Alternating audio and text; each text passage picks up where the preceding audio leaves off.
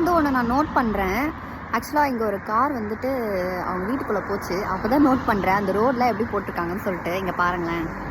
So நார்மலாக பார்த்தீங்கன்னா இந்த மாதிரி இந்த எட்ஜஸில் வந்து கொஞ்சம் மேடாக இருக்குது. ஆனால் அவங்க வீட்டு முன்னாடி பார்த்திங்கன்னா கொஞ்சம் அப்படியே பள்ளமாக போயிட்டு வருது.